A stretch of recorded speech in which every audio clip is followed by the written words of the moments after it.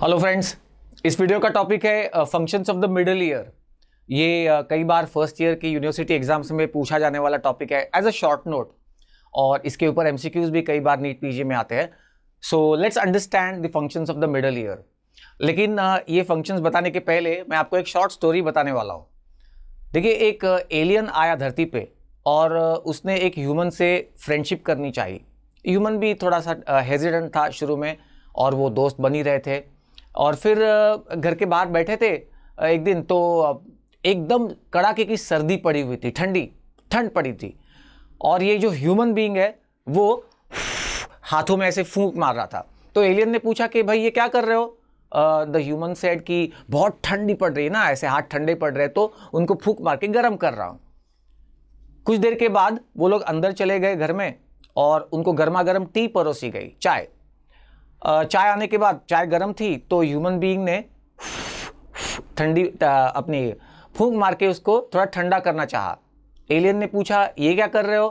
तो human being said कि चाय बहुत गर्म है ना, तो उसको ठंडा करने की कोशिश कर रहा हूं, जरा ठंडा करने की। एलियन बोला भाई मैं तुमसे दोस्ती नहीं कर सकता, बड़े अजीब किस्म के प्राणी हो तुम। एक ही फूंक से तुम ठंडे को गर्म कर रहे हो और गर्म को ठंडा कर रहे हो, बड़ी अजीब बात है, मैं नहीं दोस्ती कर सकता। तो ये तो हो गई स्टोरी। आपको थोड़ी देर में पता चलेगा कि ये स्टोरी मैंने क्यों बताई इस कॉन्टेक्स्ट में। तो चलिए, मिडिल ईयर जो है, सबसे पहले तो बेसिक समझ लेते हैं। स्ट्रक्चर ईयर के 3 पार्ट्स है: external ear, middle ear and inner ear. External ear मतलब पिना, ऑरिकल या pinna, and external auditory canal या एक्सटर्नल ऑडिटरी मिएटस। उसके बाद middle ear is composed of this tympanic membrane which is also called as ear drum, और 3 chain of ossicles मतलब bony structures, small bony structures. तो ये 3 ossicles क्या है? Malleus, incus and stapes. Malleus एक हथौड़े की तरह है, तो उसका हैंडल है जैसे हथौड़े को होता है, और एक हेड है, globular head of the malleus. Handle of the malleus is attached to the tympanic membrane. उसके बाद इनकस का मतलब होता है एनविल। वो कोई लोहे की चीज जिसके ऊपर रखते हैं ना, और फिर उसको मारते हैं ठीक करने के लिए या शेप चेंज करने के लिए, वो होता है एनविल। तो वैसा ही इसका शेप है, इसके लिए इनकस या एनविल।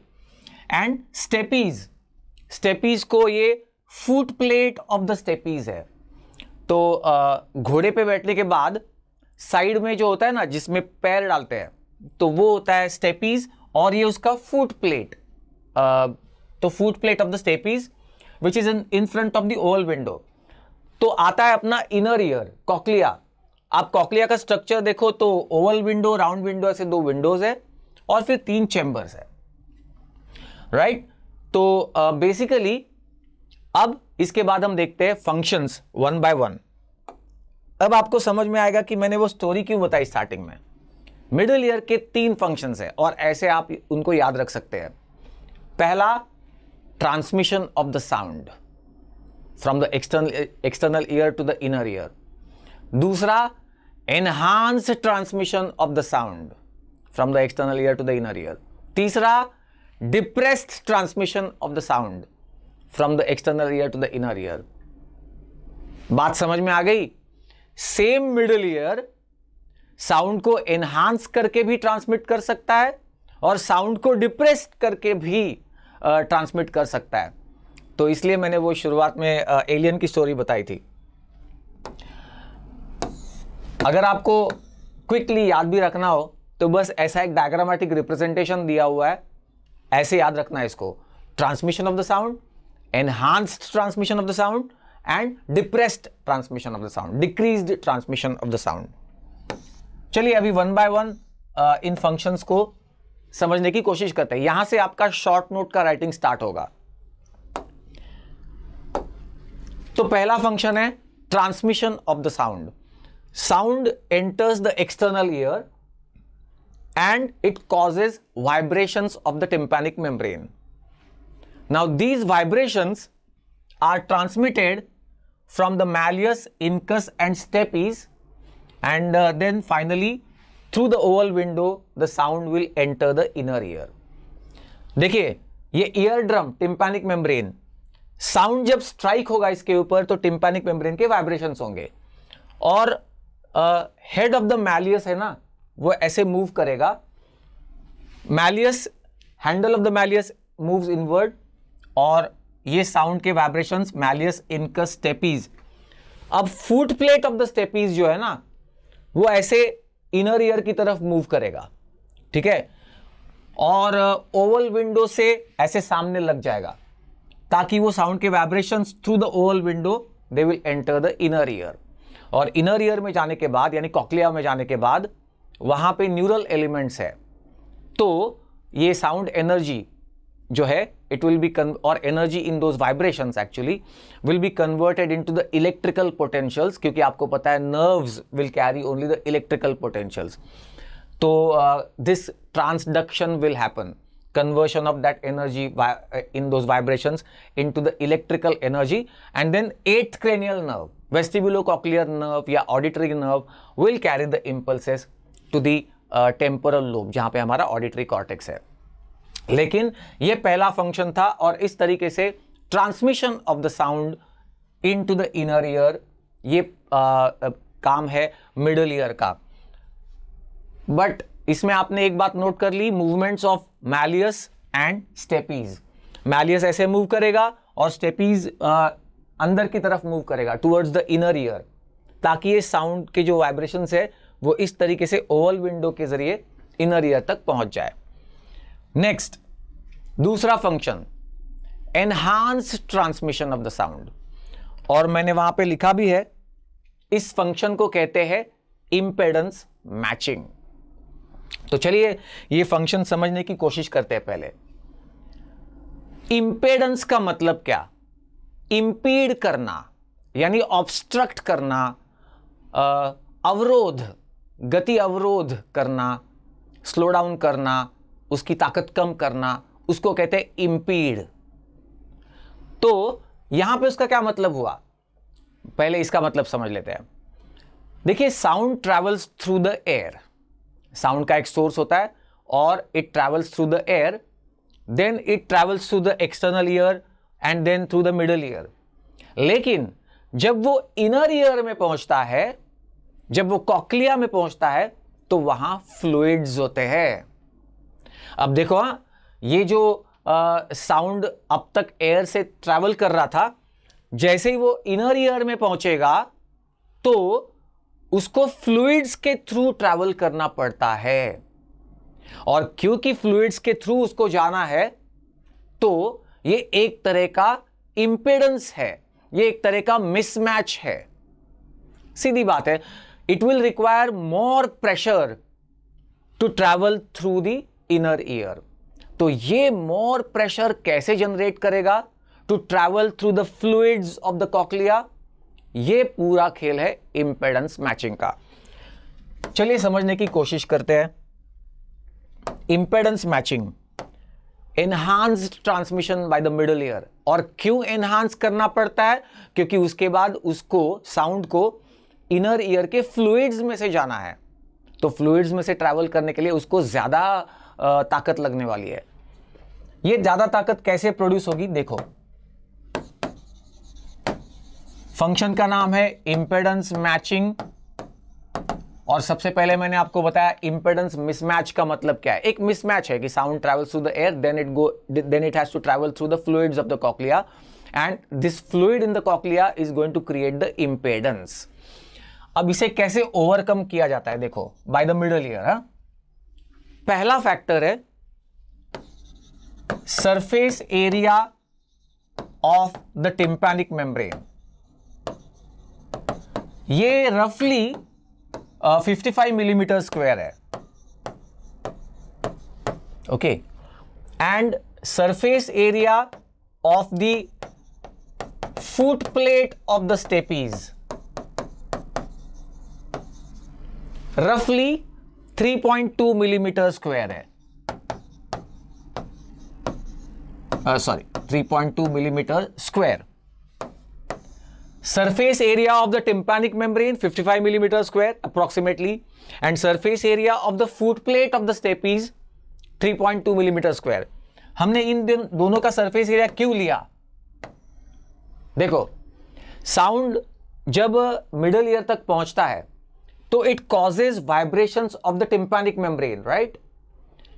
और ये वाइब्रेशंस, टिम्पैनिक मेम्ब्रेन के वाइब्रेशंस फाइनली इतने स्मॉल एरिया से होते हुए इनर ईयर में जाने वाले हैं. टिम्पैनिक मेम्ब्रेन के vibrations will be concentrated over a small area. कौन सा एरिया? Foot plate of the stapes. उस पे कॉन्सेंट्रेट होके वो अंदर जाने वाले हैं. कितना कॉन्सेंट्रेट होंगे? 17 टाइम्स. ये 17 का फिगर आपको याद रखना है. सो pressure in the sound wave is increased 17 times. 17 times. कैसे? 17 गुना ज्यादा कैसे? देखिए यहां पे लिखा है ना मैथ्स. टिम्पैनिक मेम्ब्रेन का surface area is 17 times that of the foot plate of stapes. Tympanic membrane का सरफेस एरिया जो है 17 गुना ज्यादा है compare to foot plate of stapes. इस वजह से टिम्पैनिक मेम्ब्रेन के वाइब्रेशंस 17 गुना कॉन्सेंट्रेट होते हैं over that small area of the foot plate of stapes, और वहां से वो अंदर जाते हैं इनर ईयर में. तो साउंड वेव में जो प्रेशर था वो 17 गुना बढ़ गया. कैसे? क्योंकि वो वाइब्रेशन 17 गुना कॉन्सेंट्रेट होके फिर जा रहे हैं. और इंपेडेंस मैचिंग का दूसरा factor, the second factor is when the handle of malleus moves. जब हैंडल ऑफ मैलियस मूव करता है तब foot plate of stapes moves by roughly approximately 3 times the greater force. I beg your pardon, 1.3 times greater force. Correction. Let me explain this. देखिए, जब sound आया और tympanic membrane के vibrations हुए, और जैसा मैंने कहा कि हैंडल ऑफ मैलियस मूव करेगा और फिर मैलियस, इनकस और स्टेपीज मूव करेगा ऐसे ओवल विंडो की तरफ, और उस वजह से sound will enter the inner ear. तो अब देखिए, इनकी अलाइनमेंट कुछ ऐसी है. मैं फिर से रिपीट कर रहा हूं, इनकी अलाइनमेंट, मैलियस, इनकस, स्टेपीज की अलाइनमेंट कुछ ऐसी है कि जब भी हैंडल ऑफ मैलियस मूव करेगा तो stapes bone will move by 1.3 times greater force. एक लेवरेज जैसा मिल जाएगा और स्टेपीज 1.3 टाइम्स ग्रेटर फोर्स से मूव करेगा towards the inner ear, towards the oval window. तो हो गया ना, हमारे पास एक 17 टाइम्स इंक्रीज करने वाला फैक्टर है और एक 1.3 टाइम्स इंक्रीज करने वाला फैक्टर है. तो अब ये अहम है, 17 into 1.3 is equal to 22 times. ये फिगर आपको जरूर याद रखनी है. Middle ear increases the pressure in the sound wave by 22 times, so that while the sound enters the inner ear. Middle ear जो है साउंड वेव के प्रेशर को 22 गुना ज्यादा बढ़ा के इनर ईयर में ट्रांसमिट कर देता है. Enhanced transmission of the sound जो मैंने कहा था वो ये है, 22 गुना ज्यादा, 22 times greater force is generated by the middle ear mechanisms when the sound is sent into the inner ear. तो ये था impedance matching. इसकी वजह मैं पहले ही बता चुका हूं आपको. वजह यह है कि उसको inner ear में जाने के बाद फ्लूइड्स में से मूव करना है. कॉक्लिया में फ्लूइड्स है तो उस साउंड वेव को ग्रेटर प्रेशर जनरेट करना पड़ेगा when it enters the inner ear. तो उसमें इसको किसने मदद की? मिडल ईयर में, मिडल ईयर ने मदद की, राइट। तो ये हो गया सेकेंड फंक्शन। याद क्या रखना है? 22 times greater force is generated by the middle year mechanisms so that the sound wave enters by that much greater force into the inner ear। और तीसरा फंक्शन था depressed transmission of the sound। याद है ना? तीसरा function था depressed transmission of the sound, और वहां आपको इस फंक्शन को ऐसे याद रखना होगा, tympanic reflex, और better word is attenuation reflex। attenuation reflex,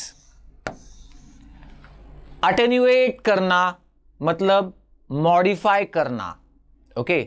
तो साउंड को मिडल ईयर मॉडिफाई भी करता है इस तरीके से कि उसके अंदर का प्रेशर जो है वो कम होके ट्रांसमिट हो, साउंड वेव का प्रेशर कम होके ट्रांसमिट हो in the inner ear. So sound को depressed transmission of the sound also is the function of the middle ear. कैसे? चलिए देखते हैं। सबसे पहले तो ये जानते हैं कि क्यों करना पड़ता है उसको डिप्रेस्ड ट्रांसमिशन।